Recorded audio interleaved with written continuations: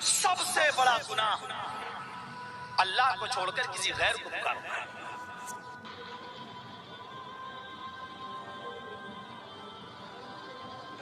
غریب نواز ان کی تقدیروں کو سنوار دیجیے۔ اٹھتے بیٹھتے، سوتے جاتے، سوتے اور جاگتے، بس یا علی کرتے رہو، یا غوث کرتے رہو۔ دنیا میں بھی بیڑا پار ہے اور آخرت میں بھی بیڑا پار ہے۔ غور کرو، یہ ہے بیچارے اللہ کی عزت کرنے والے، اور پھر یہ کہتے ہیں، یہ کہیں کہ ہم سے زیادہ رب کو ماننے والا کوئی نہیں، جناب محمد رسول اللہ کو ماننے والا کوئی نہیں۔ آج سے 100 سال پہلے پیدا ہونے والی شخصیت کا نام انہوں نے رکھا اعلیٰ حضرت۔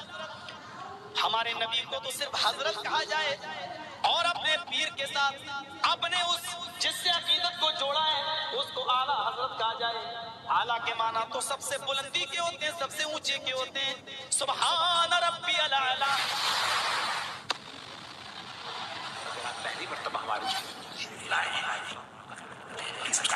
سب سے بڑا گناہ اللہ کو چھوڑ کر غیر کو پکارنا ہے۔ اٹھائیے وہ حدیث جس کو امام بخاری کتاب الکبائر کے اندر لے کے آئے۔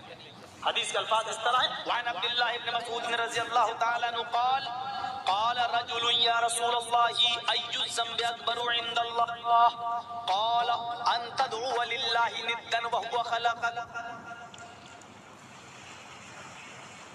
اس حدیث کو امام بخاری کتاب التوحید میں بھی لائے۔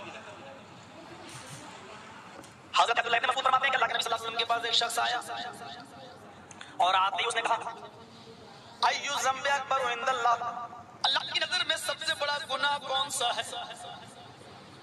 اللہ کی نظر میں سب سے بڑا گناہ کون سا ہے؟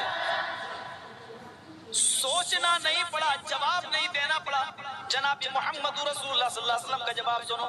آپ نے فوراً کہا ان تدعو للہ ندا وهو خلقک، اللہ کو چھوڑ کر کسی ایسی ہستی کو پکارو حالانکہ اس نے تمہیں پیدا کیا۔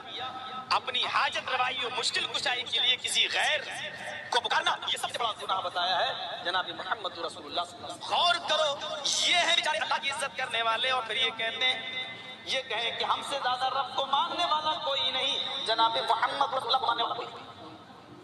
آج سے 100 سال پہلے پیدا ہونے والی شخصیت کا نام رکھا اعلیٰ حضرت۔